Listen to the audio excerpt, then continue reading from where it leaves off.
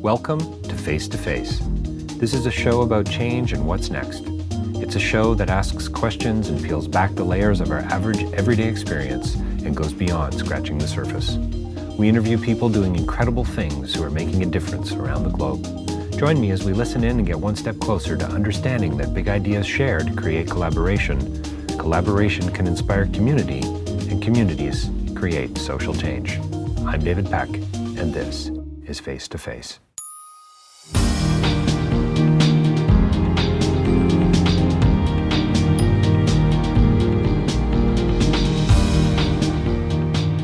So today's podcast is with Professor Brayton Polka, Professor Emeritus at York University. He has a new book coming out very soon called In the Beginning is Philosophy. It's on desire and the good. That's the subtitle. And Brayton published an essay in a collection of essays that Jason Robinson and I edited together called Irreconcilable Differences. And I met him a few years ago at the Kierkegaard Circle at the University of Toronto, a group of people who meet a couple times a year to talk about the philosophy of Kierkegaard, to listen to talks and to think through some of his existentialism, some of his thinking, and some of his approaches and his ideas about, life and other important things. And so Brady and I sat down and we chatted in Toronto recently, and we talked about a lot of really interesting stuff. We talked about how wisdom really comes through action, and about how he doesn't really believe in the good old days, and how he's not a nostalgist. I think we may have come up with a new word. And we talked about a Nietzschean concept, about how we have to become the person that we are, and about how philosophy is not a rehearsal for death, as Socrates says, but it's a rehearsal for life, and how we need to be the author of ourselves. And let me tell you, he's an interesting guy. He's a professor of humanities. He's a professor of literature. He's a professor of philosophy. He knows a great deal about a great many things. You're going to enjoy it. Look for his new book called In the Beginning is Philosophy, Professor Brayton Polka.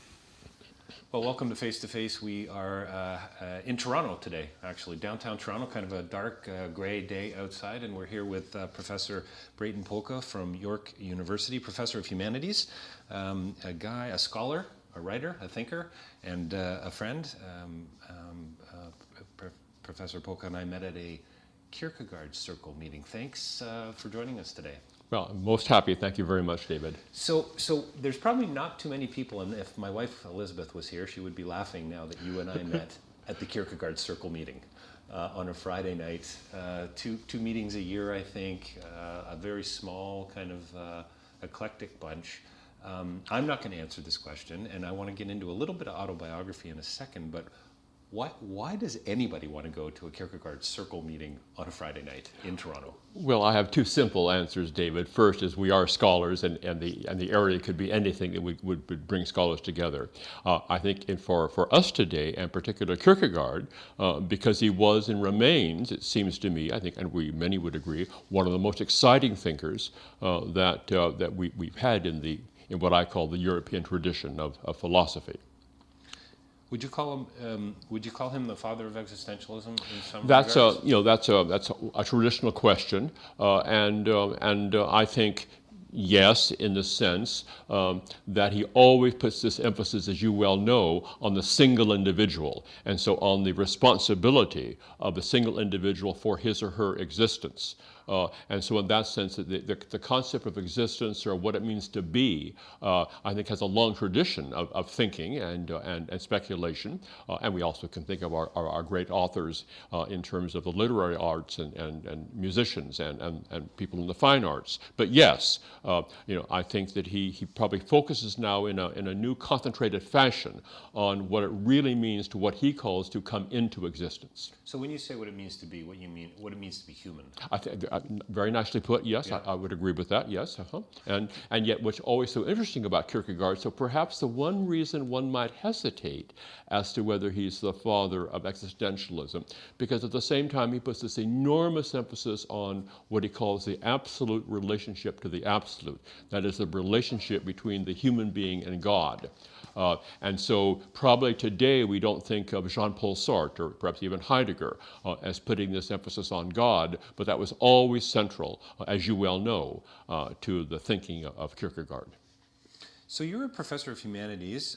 I've heard you say, even just moments ago, describe yourself as an interdisciplinary thinker, philosophy, literature, religion, and so on. You're still doing some graduate teaching. That is correct. And I did want to say that, we have to talk about this, but Professor Polka's new book coming out in the near future is called "In the Beginning Was Philosophy." In the beginning is philosophy. In the beginning is the philosophy. Nice, thank you. And the subtitle "On Desire and the Good." I mean, I think we could spend the next 40 minutes talking about desire and the good. I would agree. Yeah, but so maybe. I mean, can you sort of talk a little bit about your love for philosophy clearly, your humanities background, and how it kind of relates into this new book that you're writing? I think I can. That's a big order. It's a big question, and you have 3 minutes to answer that. Right. Okay.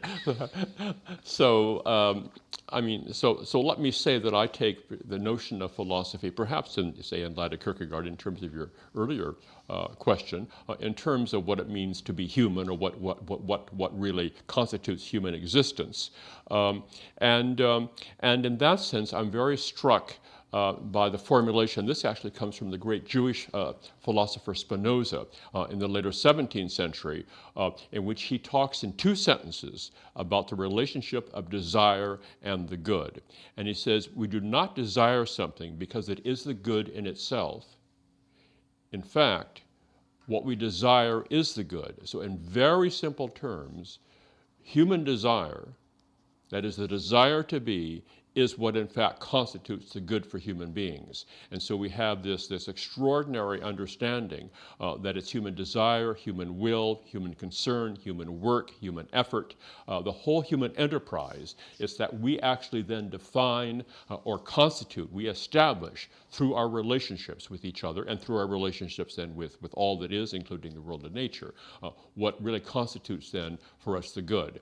And if I have time, just one final comment. I mean, there's much to say about this, but that's also why we have notions of both good and evil, because when I desire something that I don't think you should desire, or I put my desire above yours, therefore I discriminate against you, or I view you as unequal or my inferior, then we have the proper notion of evil. And so it's precisely the relationship of desire and the good that allows us to think through what we mean both by good and by evil. Sorry for these kinds of interviews. It's the worst form of reductionism of all kinds, it seems to me. But what is the good? Small g, capital G. Okay, and so it's wonderful to be asked that question. And so I'm going to try to make 2 points, if I may, in response to that. The first is a historical issue, but fundamental to philosophy, is that Spinoza's point is that the good is not what Plato calls the good. It's not the good in terms of completely separate from human beings, and therefore, in fact, you have to subordinate your desire to the good. So, in fact, the good is, and he puts it in very simple terms, it's precisely the golden rule of the Bible, both Jewish and Christian, to do unto others what you want others to do unto you, or the other great formulation, to love your neighbor as yourself. And that's Spinoza. And that is Spinoza. I mean, literally and comprehensively, yes. And in fact, another point again becomes technical, but in one of his 2 great works, and I can talk in detail about which that is, but for the moment, he actually makes very clear that what he calls both philosophy and theology share the content of what he calls charity, or in other words, love. And fundamentally of love, of course, can mean love of neighbor, I should say. It does mean that, but it can also, of course, in fact, really establish the notion of politics, that again, that the politics, the notion of the good, is going to become then our great, for instance, principles of justice and freedom and equality, because it's always within the framework of that relationship which is reciprocal among and between human beings. Don't think I've ever heard it quite said that philosophy shares this quality of love with theology in that sense. And is that like the lover of wisdom? Or is that the lover of the neighbor? Well, both? again, a very thoughtful question. I would probably want to reverse that and say that if we have a proper understanding of love of neighbor, then we have a proper understanding or a true understanding of wisdom. So again, wisdom is in our relationships. It's not some kind of special feat in which I have knowledge of something supernatural. But Which would be more sort of Plato. exactly correct. That's right. But wisdom is always action, and so because the good is always, in fact, you have to act. You have to relate to your human being in whatever context. So what you're doing, all of a sudden, what you're doing for me, which I'm getting a shiver. I love this stuff, but it's taking what most people would say. Oh, gee, that's so theoretical. It's Spinoza. Are you kidding me? I'm not going to read that. But you're actually saying, hang on a minute. This is about action. I mean, we're not even 10 minutes in, and we're already talking about loving others, about doing good or doing something actionable towards others. Absolutely. And that excites the hell out of me from a social justice perspective, or from an international development perspective, or from an extreme poverty perspective. Or we might even say, and I agree with all of that, Dave, we might also add to that in terms of today's concerns, environmentalism and conservation, because it's also, in fact, how we look upon the world of nature, of course, of which we are a part. So this isn't just about talking about what's good. This is about the good life. That's right. And so again, I think when you put it that way, what comes to my mind, I guess as a philosopher, is we have to be very careful to give up these oppositions between doing and thinking, or between doing and speech. I mean, there can be false doing and there can be false speech, but thoughtful speech is always an action. And just as action can be stupid action, but in principle it's thoughtful action in which you always, in fact, have care for and concern for your neighbor or your fellow human being. So you've been teaching a long time, and in a variety of disciplines. Let's just go a little bit academy-like here for a second. What are students like today? Are students thoughtfully active? Are they engaged? That's a delightful question, David. Give me a moment to share with you my kind of more general interests here. I certainly do not believe in just the good old days, I'm glad to hear that. And therefore everything gets worse. I also don't believe that what we call, you and I have been talking before this interview in terms of your interest now in the podcast method and the whole what the internet provides for us today, and all of this is remarkable. But I'm not one of those who thinks that these kinds of technical changes really indicate any fundamental change in terms of how we think about ourselves, how we relate to ourselves. Of course, there is change. Part of the obviously enormity of world history is always this movement, and now we have it in Asia. Always the movement. In China, for instance, from the rural to the urban, and so and that's an extraordinary movement. But in terms of your question, then, it is not my general sense. I'll put it positively. I think students today, let's talk about undergraduate students, and let's say they're out of high school, 18, 19 years old. I think they face broadly the same issues today that I faced in my generation, or perhaps even my parents and their generation.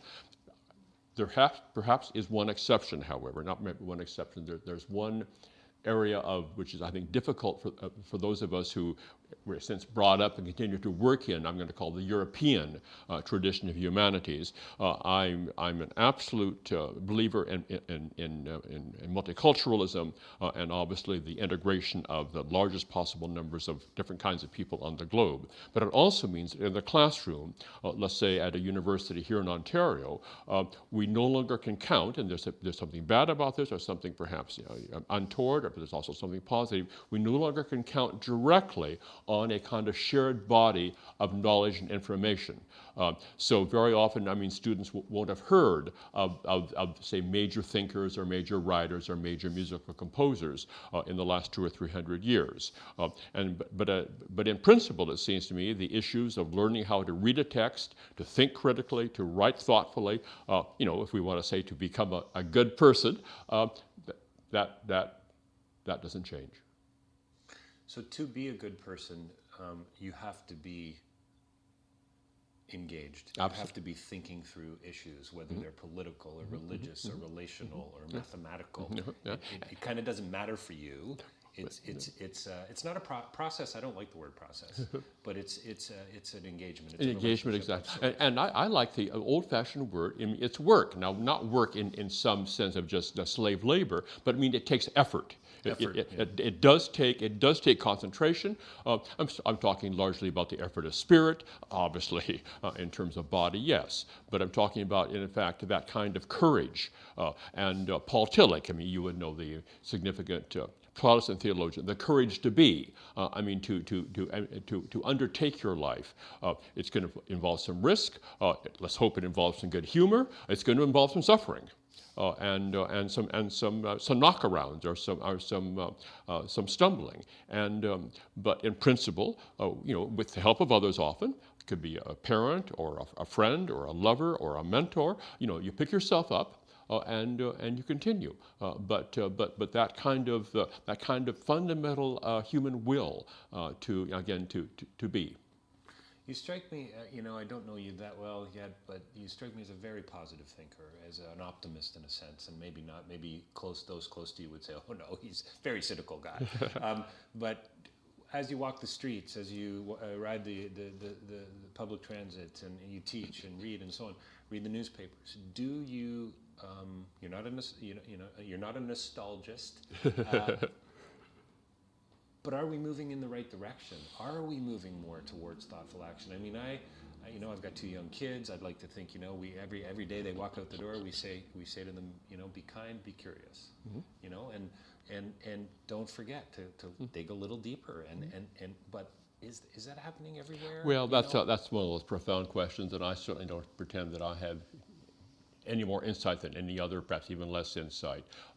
It seems to me that we could refer to a couple of just general facts. I mean, perhaps facts is the wrong word. General conditions, and I think in that sense, we are moving in the right direction. One, I'm always struck by the insight that there is no evidence at all in the world that democracies have ever gone to war against each other. So there's something about once we in fact do establish broadly the notion of human peace with each other, and which again is respect for the other, respect for the human dignity of each person, that we are at peace with each other. And but that's an enormous effort, and obviously in terms of this does not make democracy perfect. We always have our issues we have to deal with, but I'm talking about in general as opposed to authoritarian regimes of whatever nature. The second thing, and we know we now have enormous violence in the world. It's especially in the Middle East, and it's very frightening. And I think we must deal with it. I mean, I have no solution as such to it as such.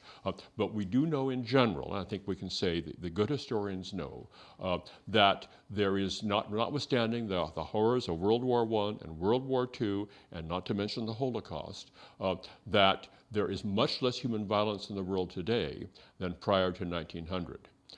And in terms of just how people live their lives, in terms of even bringing up children, and we can go on and on about that, just does not again make our life life today ideal, and doesn't mean we can be lazy about it or self-indulgent, etc. But it does mean, it seems to me, that we can believe that when you, as you say, you see your children out the door to go to school, you can be hopeful in terms of their future and what they can bring to that life.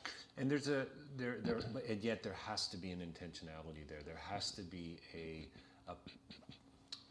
purposive approach. So we try to engage our kids. When we watch movies together, we ask questions. They ask us questions of their books, the drawings they do. Why did you do this? I mean, trying to go, peel back some of those layers, hoping and trusting that this develops this way of seeing the world, rather than sweeping it under the carpet, which I have a comment on that. Yeah, if I may have a comment. I think that's beautifully put, and I would agree with that completely.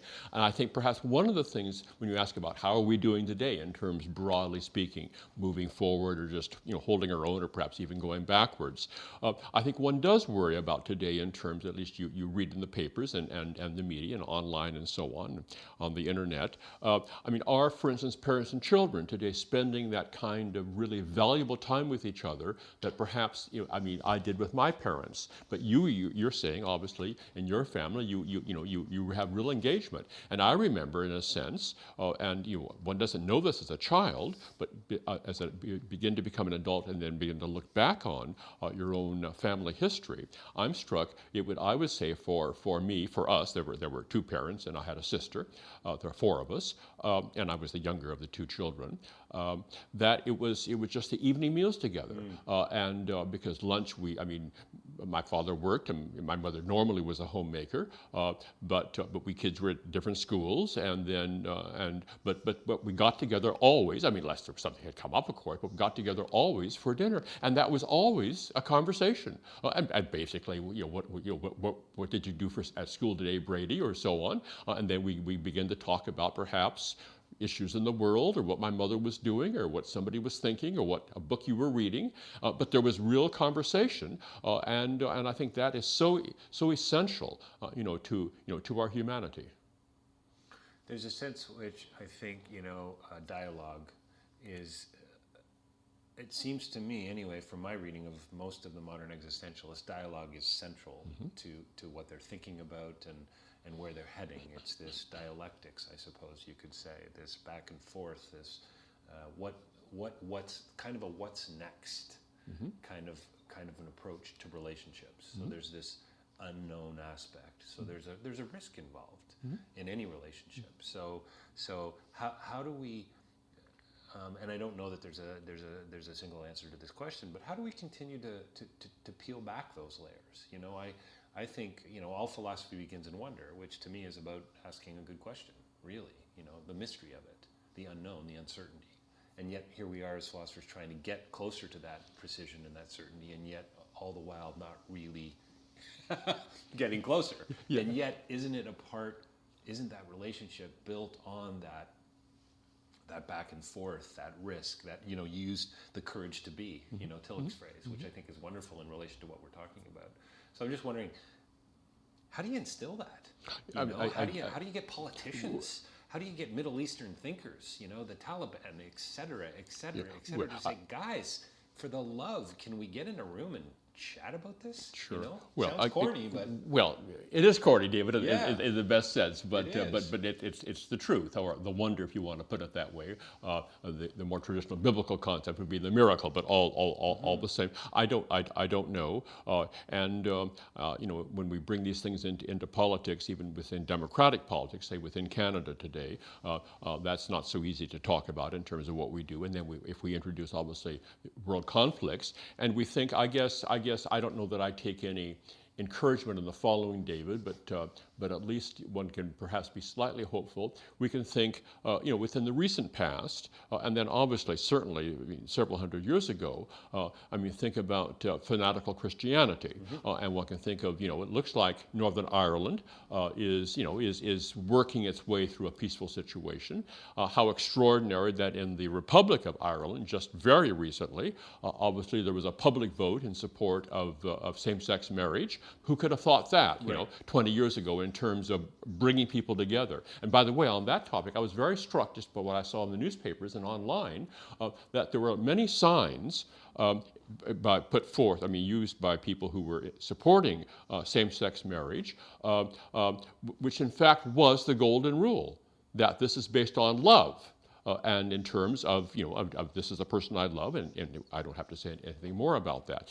What I'm thinking about is, because Christian fanaticism, not ended in the world today, but certainly much different from it was even a generation ago, let alone 200 or 300 years ago. I guess I'm hopeful that once Islam, in particular in this case, in terms of the Middle East, can perhaps work through what it means, in fact, now to engage, I'm going to call modern, perhaps we can say Western ideas and ideals. I'm going to call them maybe broadly speaking, democratic principles. That I'm hoping that perhaps after a time, and especially with the enormous immigration of Muslims to Western countries, where they really now do, for instance, say here in Canada. Muslims in Canada must understand, as we all understand, we're all together in this, that we have a common obligation to understand I'm going to call it the Canadian Charter of Rights and Freedoms. I mean, that's what it means to live in a democratic society. Now, many people from obviously third world countries, especially Muslim countries, this is a whole new experience for them. And it's not something easy to, I mean, it took the rest of us generations, if not centuries. So I'm not sure I'm hopeful, but I think there is a trend that I think are what we call the great religions of Abraham, Judaism, Christianity, and Islam.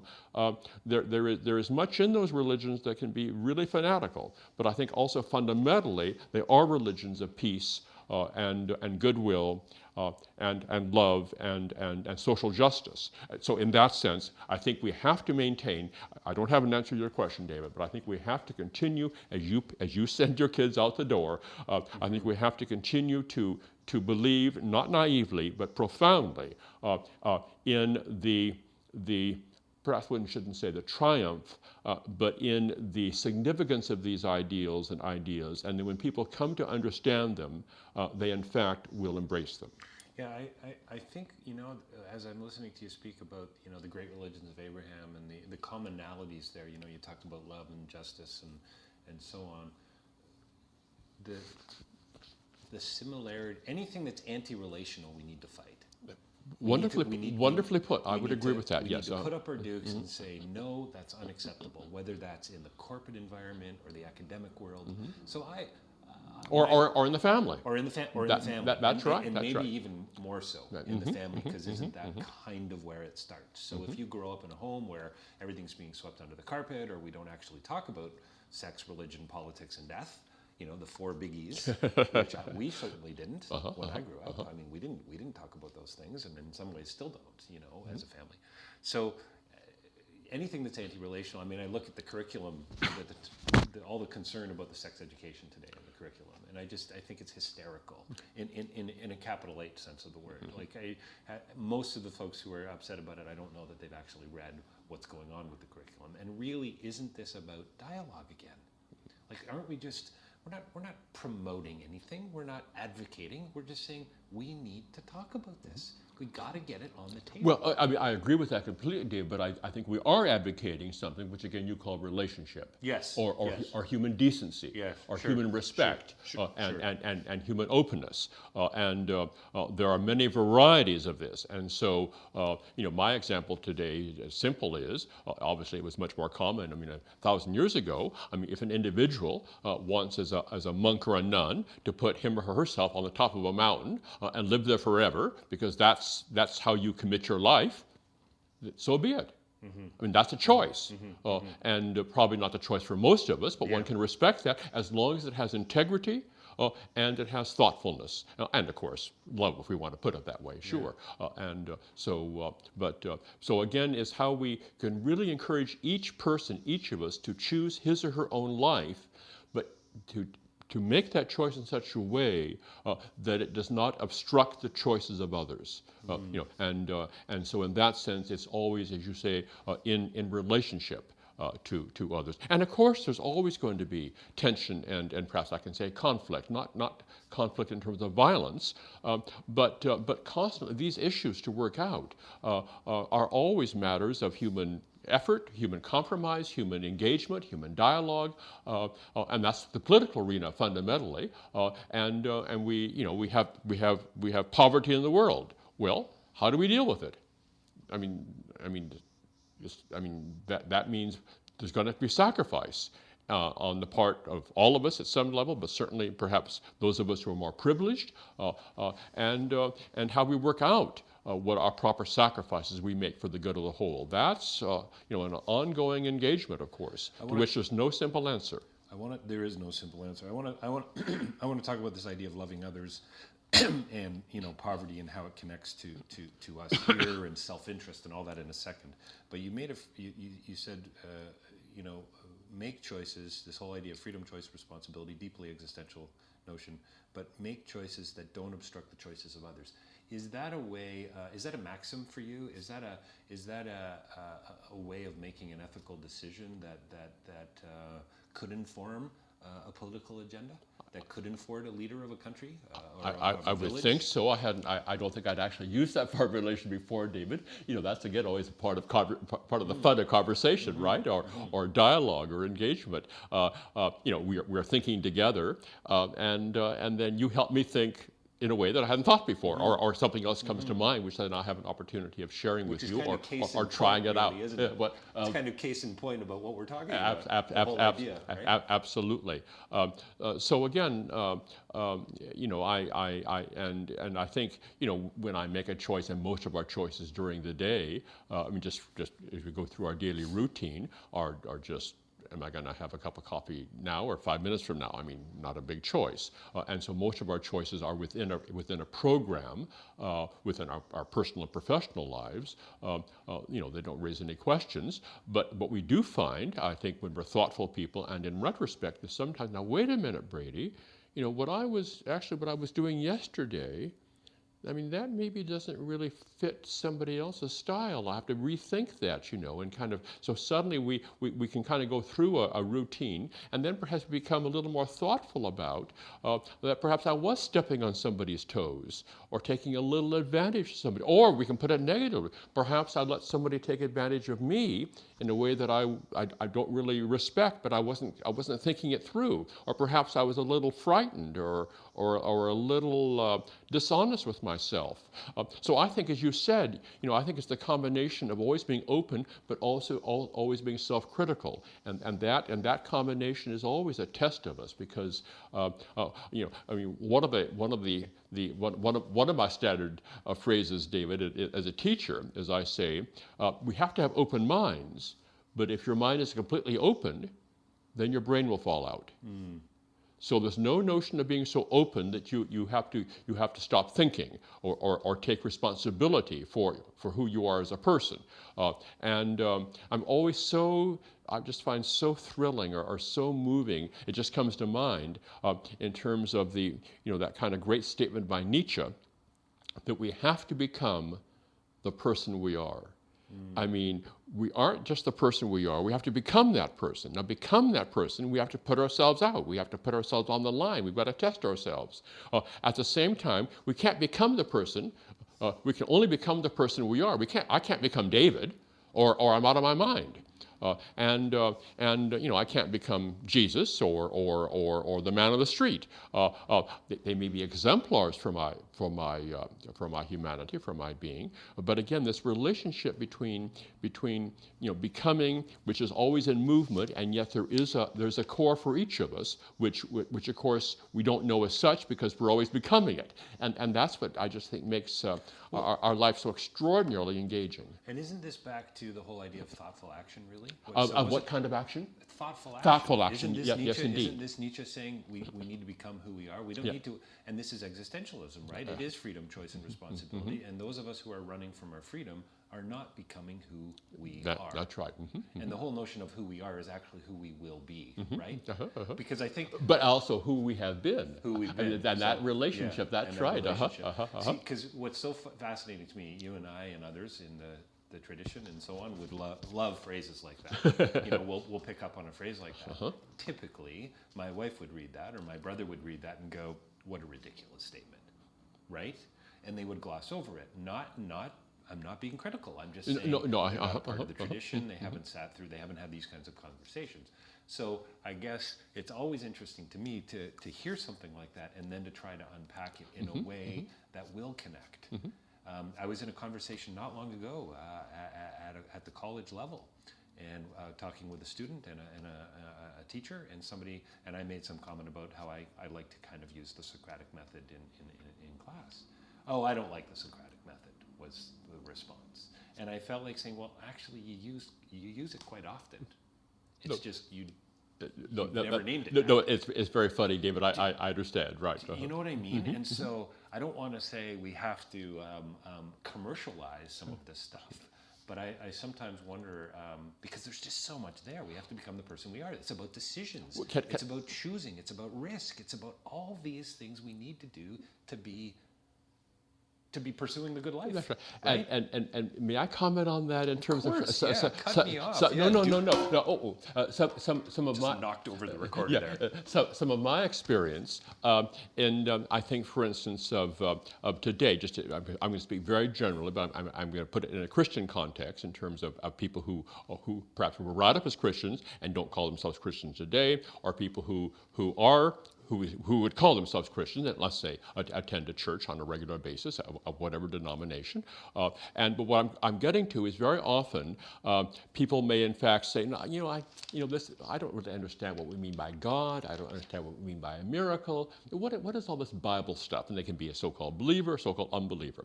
What I'm getting to, David, is, but in most cases, I actually find these people act in ways that are fundamentally consistent with, we can say, Moses and Jesus. I mean, they are loving, kind, thoughtful, engaging people.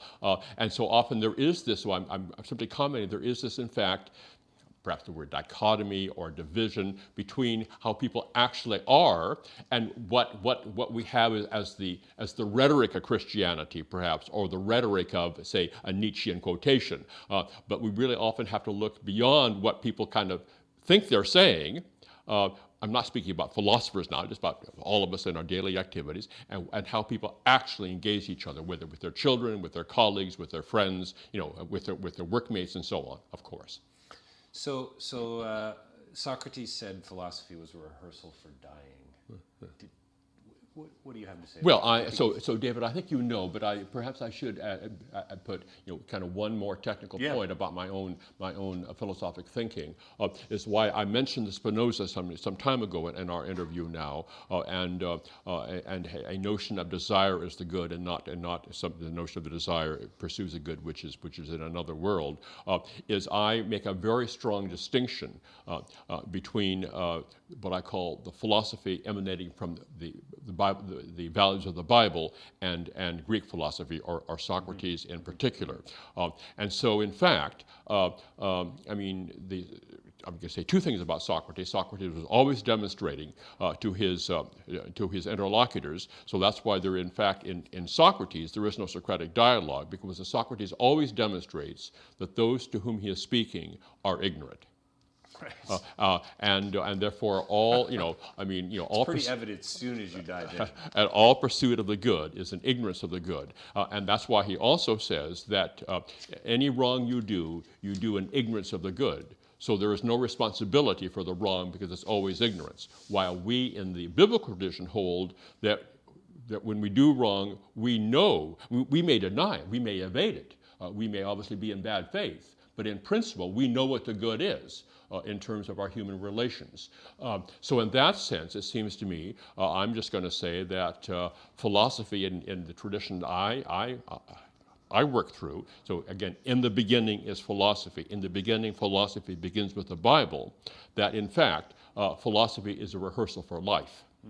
And I think it is true that for the Greeks and for Socrates and Plato in particular, philosophy is a rehearsal for death, because to know the good is to be the good in the Socratic world, and you can only know the good, once you have reached the end, which is, in fact, as Plato says, the separation of the soul from the body, and in fact, in which then there is no human consciousness. So just to repeat, it seems to me that when we have the great statement laid in the book of Deuteronomy, in the Hebrew Bible, choose life, not death. I mean, that's the fundamental, seems to me, biblical spirit. So, just because of the work I do internationally and teaching in the ID program at Humber, and some of the thinking I do around social justice and this whole idea of the other and validating the other and coming alongside the other, a variety of different ways of putting it, really just an extension of loving your neighbor. The Universal Declaration of Human Rights. We're all born in equal, with dignity and rights and so on. And you can read through all of the articles, and there is the thread there for sure. This, this respect for the other. This, I don't know when I read the newspaper, when I listen to conversation, when somebody gives me the finger on the road because I cut them off, I don't know that that's really where we're all coming from. And I'm not saying that we should be necessarily, or in a prescriptive way. And this, I guess, kind of ties back into my question about, you being an optimist and being hopeful and so on. And I think I'm with you on that, by the way. I really do. But sometimes I do despair when you look around, you look out your window and you say, wow, this is purely self-interest. There is no other-centered thinking going on here at all. Well, I think you're absolutely right, and so I have really two comments. The more, which is a more abstract one, philosophical one, again, is it seems to me that we really have to understand that engagement with the other means that we are responsible, along with our neighbor, for both good and for evil. And so the traditional Christian, I think also Jewish view of this would be, we are all human sinners. Now, sin is not a bad thing. It simply means that, in fact, we have to acknowledge that there's always in a sense, self-interest at play in all of our lives.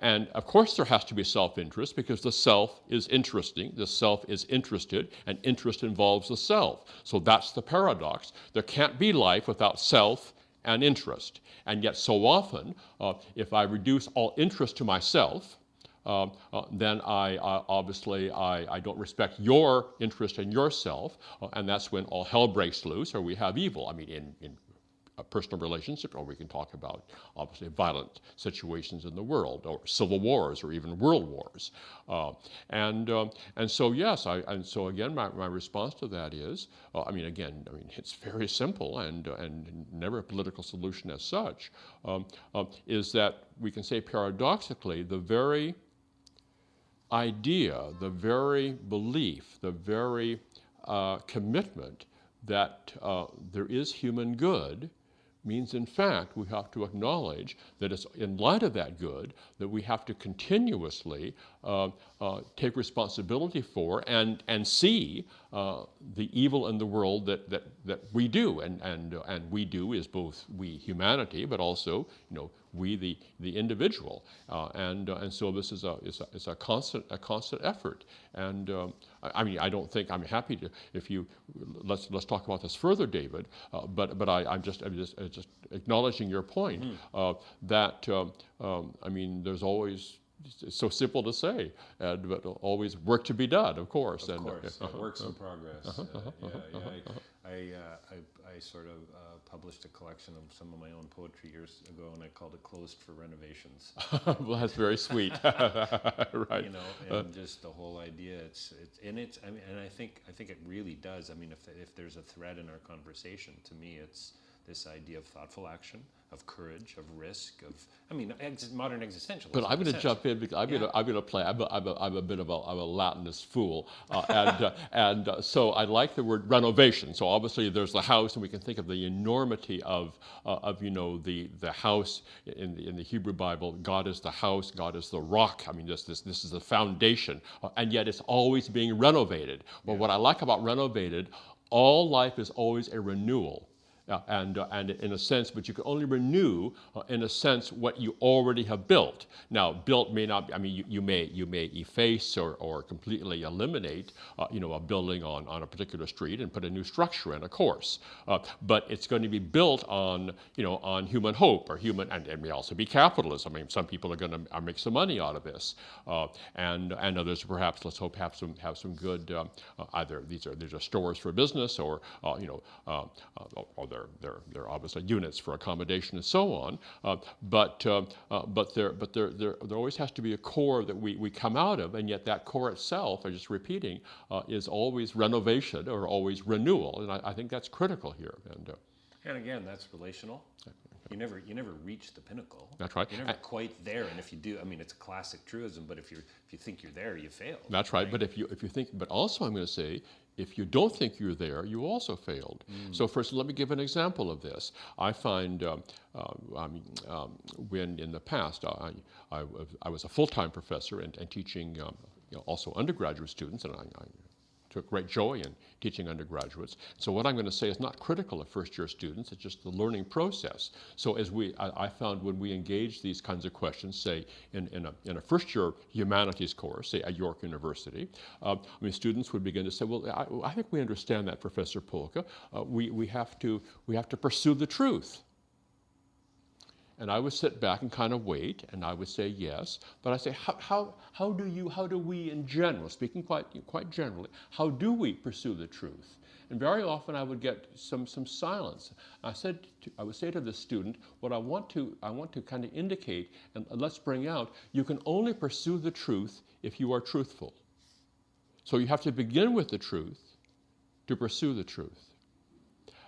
And that's a hard one for a while, because when you say you begin with the truth, it doesn't mean you have all the truth. It doesn't mean you have all the answers. But it does mean that you already, in a sense, do have a purpose, but a purpose which has some love in it, or some care, or some thoughtfulness, or some hope in it, and some openness to others, and some eagerness, and also some humility and some humbleness. But the point I want to make is that as we obviously work, as you say, we're never at the end, but also we can't begin except with the end of our lives, which is, again, we can say human love or human justice. And so there's always that paradox. And so again, I'm very interested in the relationship between philosophy and history, because we've had some talk already, David, about that this morning, but the notion of we have to become the person we are, the becoming is the future, but the are is what we are is in the past. Mm-hmm. And so, none of us can literally obliterate his past or her past. At the same time, perhaps somebody wants a gender change, or wants to really have a whole new experience, perhaps converts to a new religion, and then how you relate that, to your past, is extraordinary. I think the example that I just find still flabbergasting is the man, in this case, who had children, and then decides that he, in fact, is properly a woman, and then undergoes the changes, physical and emotional, mental, spiritual, to become the woman that he is. But he is still called by his children, I should say, he is still called by her children, Dad. Mm-hmm. Although now he's a woman. Now, right. And I just comment on that. But that's central to our lives. But the point what I want to make is that it's just kind of fun to see that now we're two or three people, and yet there still has to be a common core or a common base, a common history here. We're going to have to wrap up in a couple minutes, but so you can only pursue the truth if you're truthful in relation to this sexuality example that you use here. Truthful authenticity? I think authenticity is a very important word. Okay. That's right. And I would say integrity also, indignity. But I think authenticity is a very nice. Relational, political. But again, I'm going to be a bit of a philological pedant here, because authenticity is you have to be the author of yourself. Right. You have to really author yourself, and that also means to authorize yourself. And there's authority. All of these wonderful words, come together. But I think authenticity is a extremely important concept. Well, and just to come back, sort of full circle to the Kierkegaard circle. Isn't this really what he was on about? Yeah, I'm happy to begin and end with Kierkegaard this morning, David. I wouldn't put Kierkegaard above some other major critical thinkers, or even perhaps writers like Shakespeare and so on. But yes, I think that's right. Again, to be the person you are, to risk to be authentic, but again, to be authentic often means that each of us has to re-examine his or her life and say, now wait a minute, I probably have been rather inauthentical in some area of my life, and have to rethink that in terms of. But absolutely yes. Thanks for joining us today, Professor Brayton Polka, York University. His new book coming out soon, hopefully sooner than later, is In the Beginning is Philosophy on Desire and the Good. Thanks for joining us today. It's been an absolute delight. Well, thank you very much, David. It's been a pleasure for me.